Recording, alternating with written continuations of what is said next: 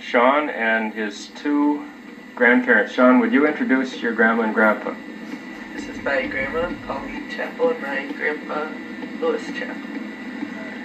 Well, we're visiting here today to find out something about the people you never knew, Sean, your great-grandparents and maybe even great-great-grandparents. And we're going to depend on Grandma Chappell to talk about her father. Could you tell us about Mr. Ladyman and then later on his parents also, your memories? Well, I didn't know these folks in the upper row, of course, because they're all from England. But my grandpa, I'll get to my dad in a minute, my grandpa and grandma came over from England and were married here, so they're considered English, I guess. My father, some of the English, well, what shall I say, the character that considered the man of the house to be the lord of the being, that was my father. He said if something was so, it was because he said it was so. And we had to accept it. It was an autocrat, I suppose you might say. And the same thing with my mother. I mean, she had to do what he said to do or else, you know, and she did. Although she'd get her back up once in a while, too.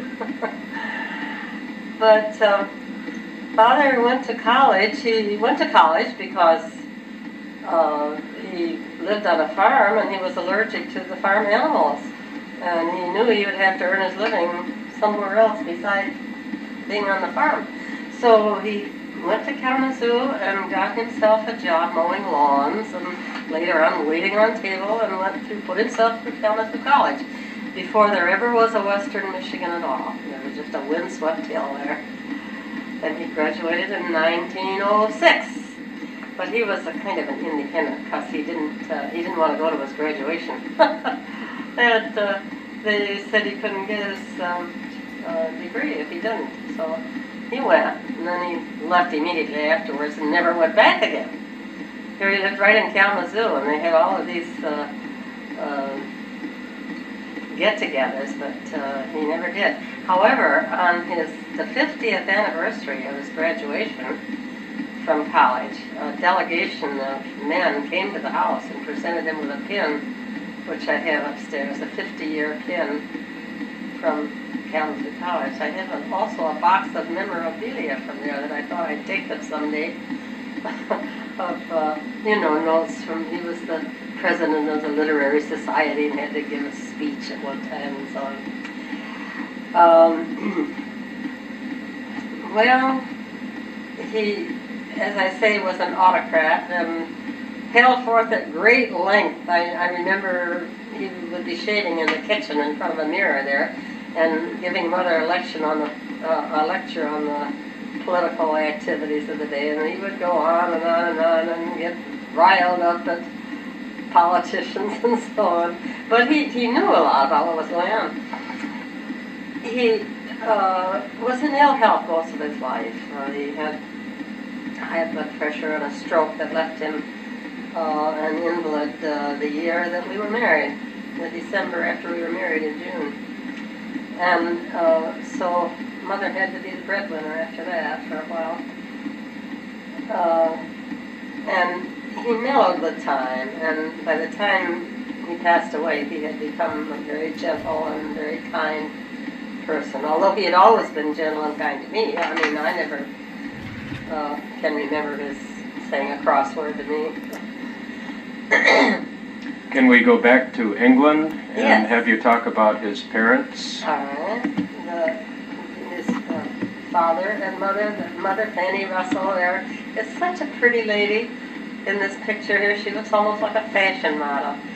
But not as I remember her, a little house in Sherwood. She was a very small, little, quiet lady, bird-like, always with a kind of a long, shapeless cotton dress on and her hair done up in a bun. But so sweet and kind. And I remember they had a lid in the middle of the dining room that they would lift up and go down in the steps into the cellar. What would they call it, for where they kept food in the wintertime, you know? And she always would come up with some mustard pickles or some jam or jelly or some delicacy from the basement that was simply delicious. She had cooked at one time for a wealthy family in England. In fact, she had met in person and had the privilege of pushing the wheelchair of, who was the... Florence Nightingale. Florence Nightingale, right, And my grandfather was a woodmaker. He was, I don't know just how good he was because I never saw anything except the things that we still have, which are a little wooden box for letters and so on.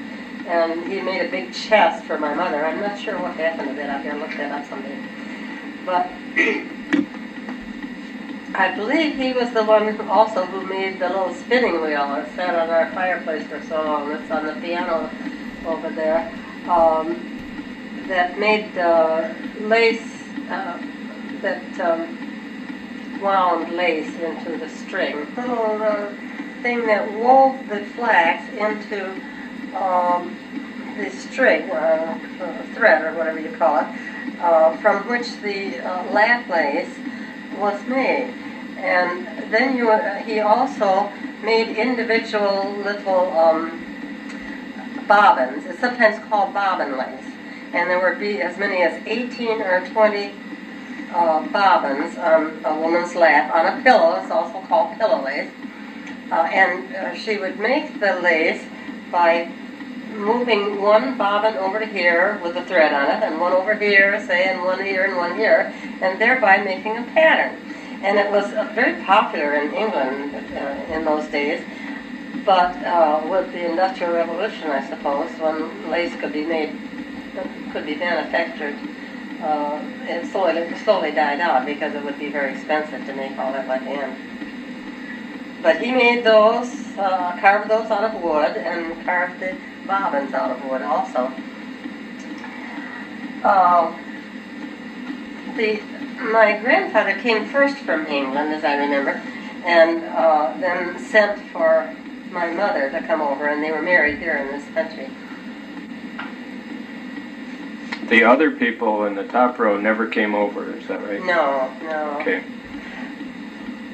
There are very few ladybuns that I've run across in this country, but I don't know that any of them are related. No, my mother on the bottom was a beautiful young woman, the oldest daughter in a family of 6, and her father was a minister, so they were always poor. And she fell in love when she was 17 or 18 with this college boy, my father. I don't know how much of it was glamour, but anyway, they were married, and, well, let's see, her family was quite musical. I don't know whether his being a minister had anything to do with it or not, but 3 of Mother's brothers and sisters were professional musicians. My 2 uncles and an aunt sang professionally during their lifetime. Mother played the piano, and that was about it. She didn't go beyond that.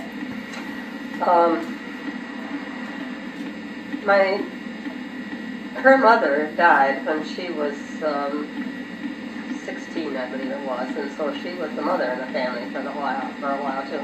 Her mother died of one of these childhood diseases that nowadays would be nothing at all, but at that time it took her, and my mother never quite got over that death. She really mourned for every year after that on the day she died. Your grandfather, Miller, was quite a strong-willed person, wasn't he? Oh, yes. He was quite a preacher. I can remember him saying grace at the meal, before a meal, and he really thundered it out. And he was quite his beautiful white curly hair waving in the breeze, and he was a big, strong fellow. Let's take a look at the whole family here. Sean has a picture of it. Can you tell us who the people are here? Oh, I've got to look and see where they are here. I can't do that, can I? Well, this is my grandfather, and this is my mother next to him. Oh, I got glasses on. Arthur over on the right is the oldest one, right? He's the oldest boy, Maybe it'd be better if I go this way, huh?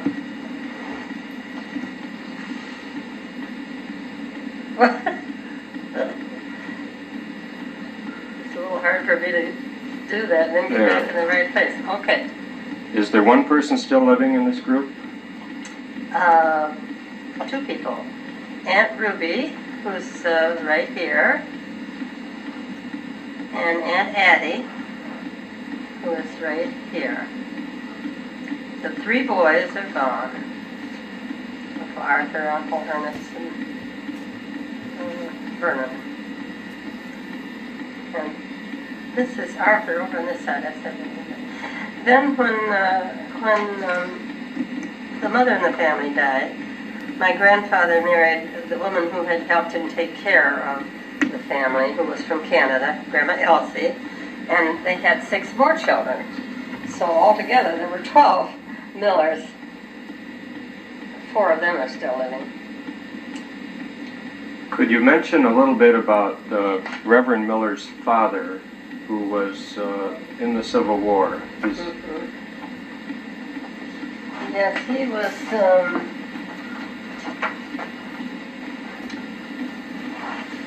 quite a character. He farmed, of course, and when I've heard this story, and I have no reason to believe that it isn't true, that over here, when the war started, he was working, and a rather wealthy man who didn't want to go had him go in his place. And so he was in the Civil War and was imprisoned in, what's the name of the southern? Andersonville. Andersonville, yes. Prison, and was able to escape, which nobody did from Andersonville, but he did. And it had something to do with the overcoat that he wore, that he kept promising it to one guard after another, and that they would eventually get it, but nobody did. He managed to get out with the coat and escape, and finally made his way back home to Michigan. But he had left his wife, my grandmother, great-grandmother, with the farm and the children to fend for himself, more or less. So my grandpa practically took him by the nape of the neck and made him go and see his wife again. All of his kids piled in the buggy, and they all went out to see her, and she took him back. He was sick, ailing, and she nursed him until he died. A forgiving soul, as there ever was one. Then this is my grandmother Clark over here. This is my grandmother over here, Grandma Clark, and then this was her mother. And this is the one, I believe, who graduated from Oberlin College. One of the first women graduates of Oberlin College in Ohio. And then she was a school teacher. Tell us something about your childhood, growing up in the Ladyman family, and then as you grew older into your college days, and then, of course, how did you meet your husband? So let's start as a child. Okay. My earliest memories were Lay Boulevard on the south side of town. We lived in a big red house. And my father worked in the something buggy company. Do you recall the name? Michigan Buggy Company, which was nearby. He worked in the office there.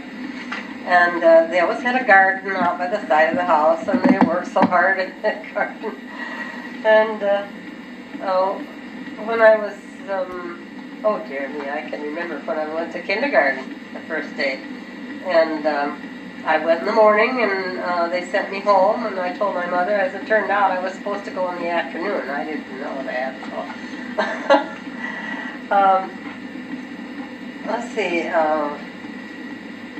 I believe we had finished the 2nd grade when we left that house and moved over towards Western, in that direction, in the west side of town. And I entered the Vine Street School in the 3rd grade. One of my classmates was Gardner Atlee, who became the chief economic advisor to the President of the United States.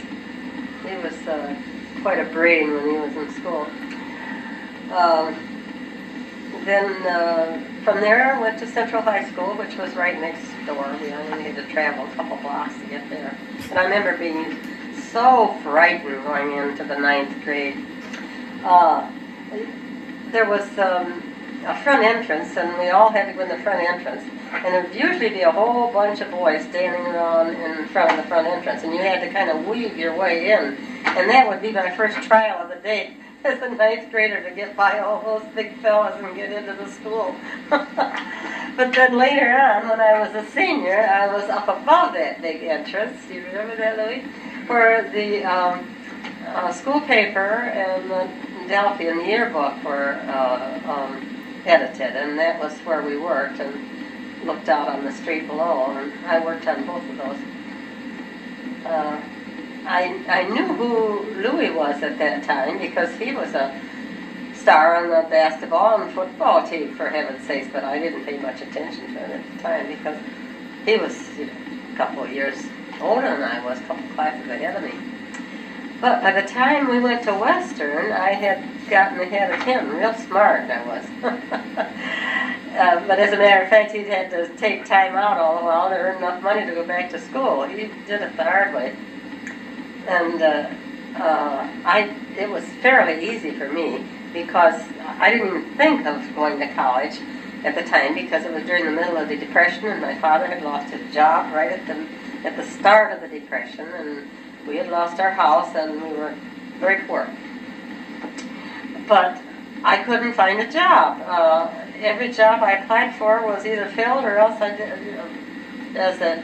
at the dime store, they told me that I just wasn't big enough. No, that was the elevator job at Gilmore's.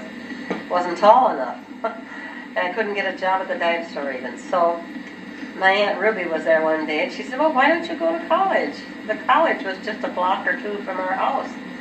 And so I gave it a whirl. I went up to see the president, the first president of Western, Dwight B. Waldo, and had an interview with him, and he looked at me for a while and said, well, we'll see how you do the first semester, if you can swing that. Well, it was only $15, I think, for tuition then, term.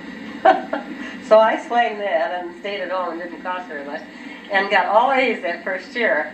So from then on, I had a scholarship for the next 3 years, which made it quite easy for me to go to Western, and determined the fact that I would spend the rest of my life being a teacher, because that's what it was, Western State Teachers College.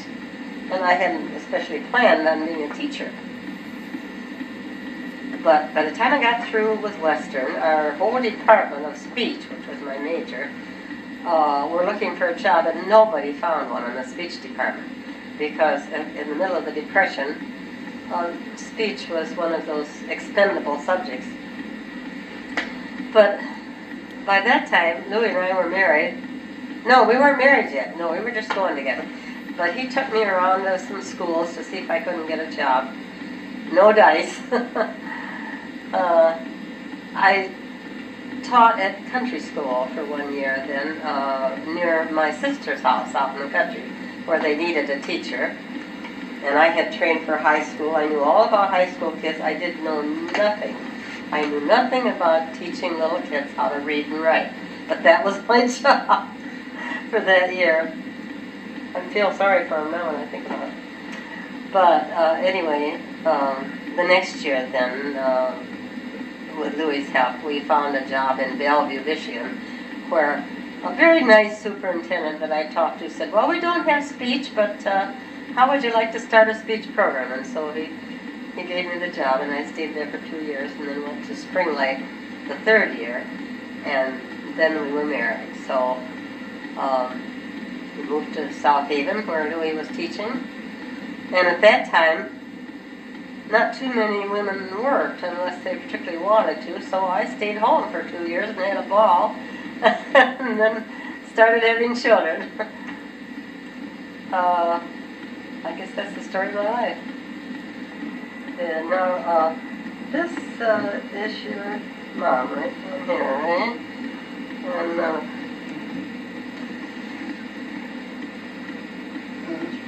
And here is her mother and father, and your grandfather's mother and father. What can you remember about your mother particularly? Yeah, when she was young and starting to raise a family, and your dad was working in a lumber camp.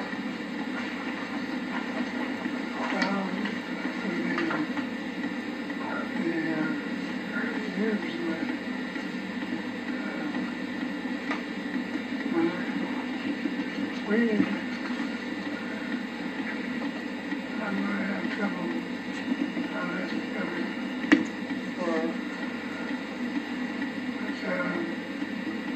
earliest I can remember being in a lumber camp and being there for 3 years. Mostly in northern Michigan.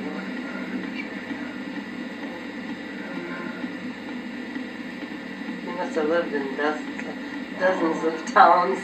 We moved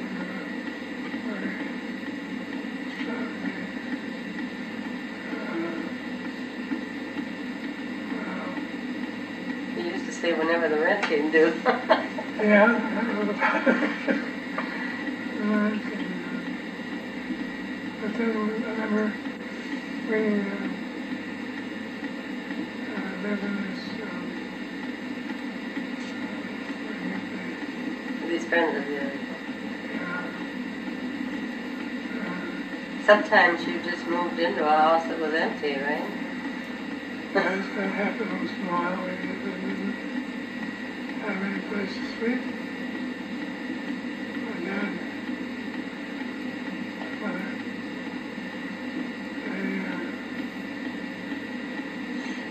they didn't want me to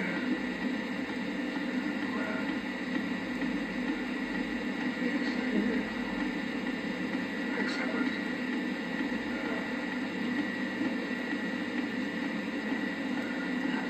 Hammocks? Hammock? A hammock? Well, it wasn't exactly a hammock. That should be a luxury. We couldn't afford anything like that. But, while we moved to Wine City, from Wine City,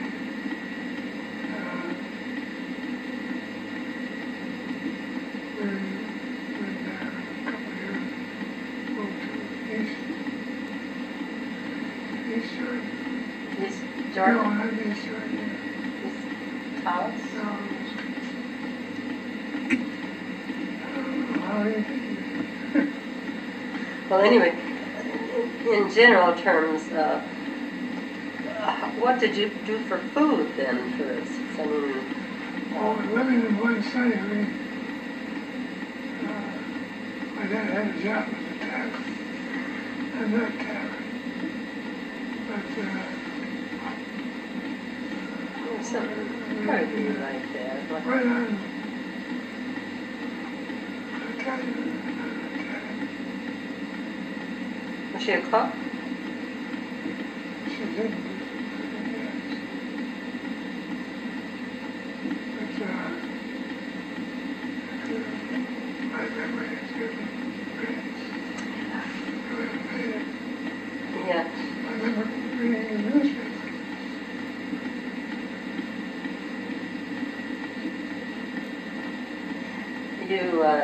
I remember you telling about sometimes when the men would get through work that they would have impromptu dances or play instruments like the piano. Every Saturday night there was The dance at our house. At your house? Yeah. Probably not a piano. It probably was more like a guitar maybe, or a fiddle. Something.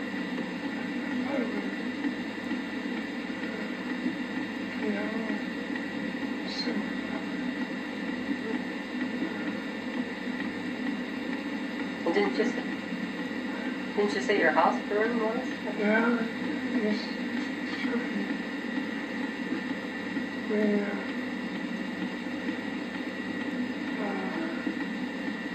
well, when my brother,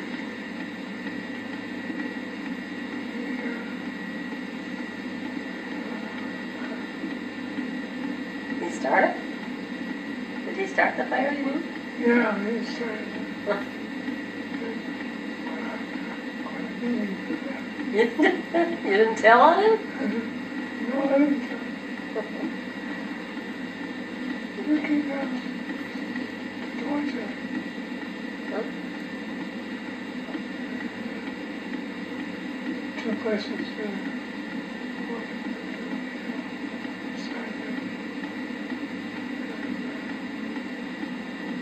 my dad left us for a while.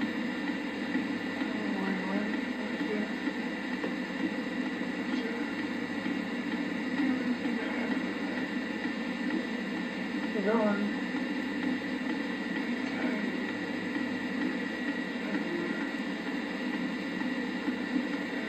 You just got along. Yeah. That's good. Where is your father in this picture here now? Right. Oh yeah, okay. He was This is a your... nice guy. And, He was the chief of police. okay. Yeah. And he's holding his oldest child?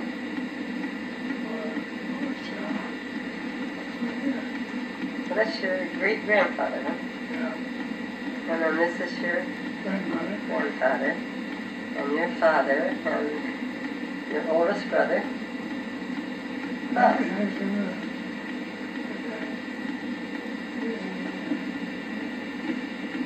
It's Buster. Yeah. Okay. Then these others here.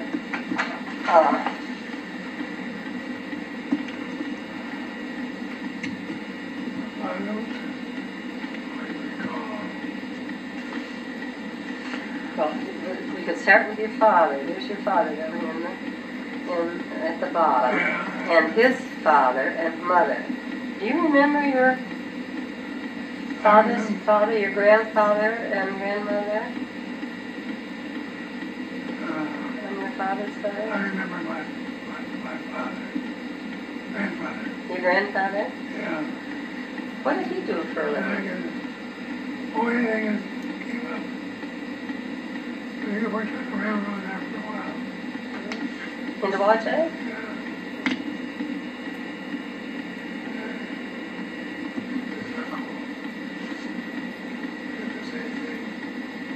Uh-huh. That was before you came to Kalamazoo, huh? Yeah.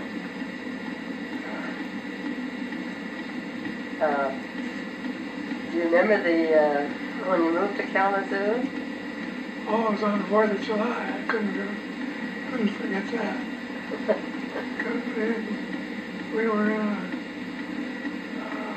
big wagon. In that wagon, we put all of the worldly goods we had. I mean, we were ready to go now. Did you have a tough time staying in school when you were in high school and college? I had to,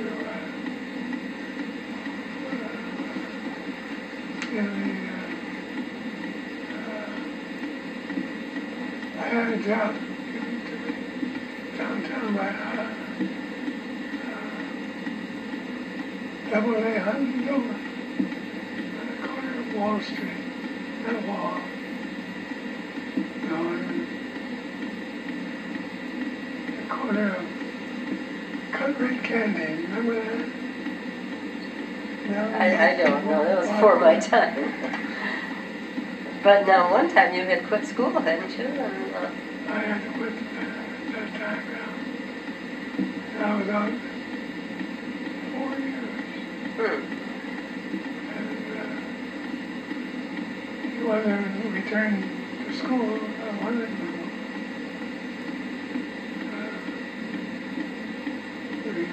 So how come you did? Well, I guess most everything written about sports. Wasn't there some fellow you met on the street that asked you how you were doing and you said nothing? Or what you were doing? Oh, that was, yeah. Lou Sutherland. Lou was the president of the Paper mill owner, wasn't it? paper mill. No, Yeah. And we played basketball for that team. And he gave me a job. So I had some money to stay in school. then you finally finished high school and Yeah. And then I was out 4 years, 2 years that time. But that gave me a total of 4 years of scholastic work.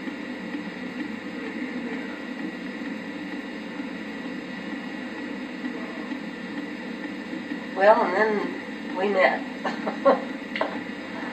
Yeah, That was a change in our lives, certainly, wasn't it? there was.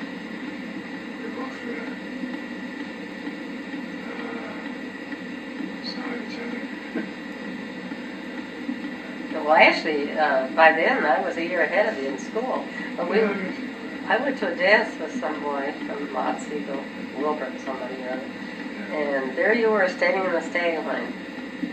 Yeah. And that's how come I hadn't noticed you. I don't know how you noticed me. But you stood about a head taller than any other guys around there. And you were kind of pointing down like that, meaning, could you dance? Could we dance? And we did. And that was the start of a beautiful friendship. So what did you notice about me that was any different than anybody else? Oh, you were pretty. When did you first notice I even lived? Well, I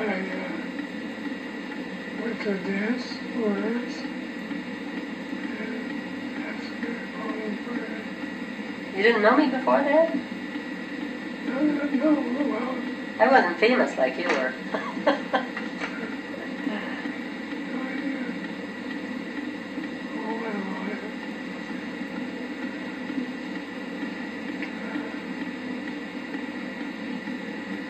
After that, I was president of the men's union. Yeah. We did the Grand March, the first one.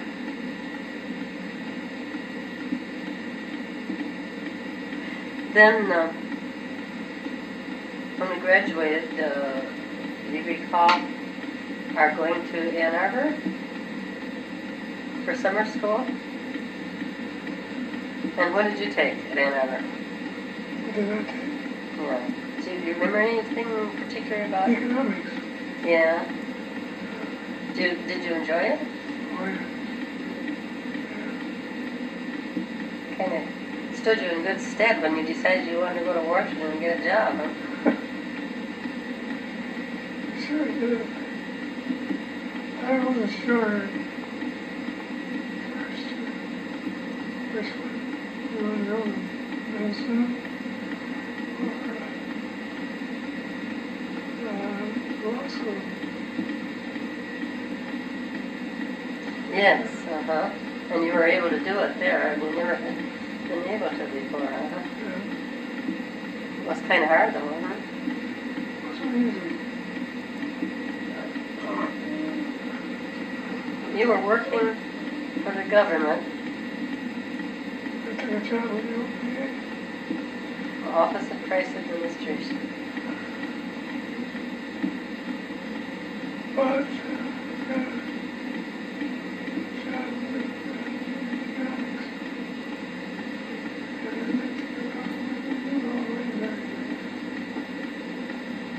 Studied and studied and studied and graduated where in the class? that was third. Third in the class. Imagine, from Georgetown University. Well, Mom and Dad, it's very good to have listened to you today, but we're not done because I'd like you to say a couple more things to the people who are coming in the future. You've got 8 grandchildren right now. How many people yet? None of them are married yet, but that's going to happen in the future. You'll have probably a whole host of great-grandchildren and farther on who are going to watch this tape someday. And I'd like to know if you could tell them what you think of life, and do you have any advice for them?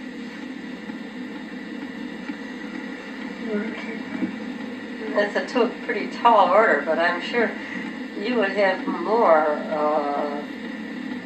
in that regard than I did, because it was harder for you. You had to work so hard for your education. Mine was relatively easy. Here was the school right next door practically, and it didn't cost very much. But if you had it to do over again, was it worth it? Oh, yes. It was worth it. I told you before, I went to the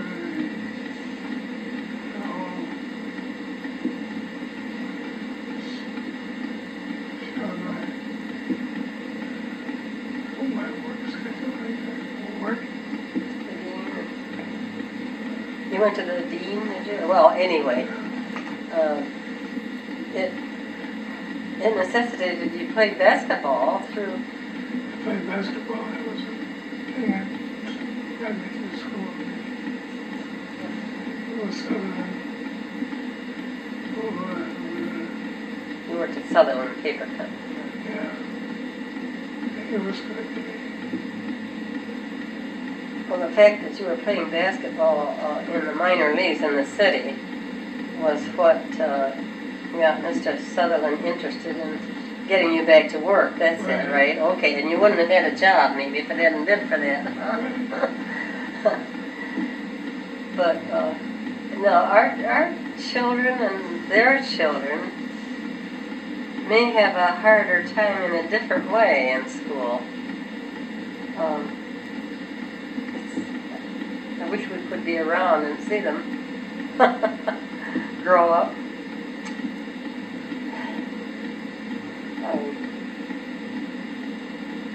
Would you have any advice you could give them? I mean, do you think school is always, we felt it was absolutely necessary.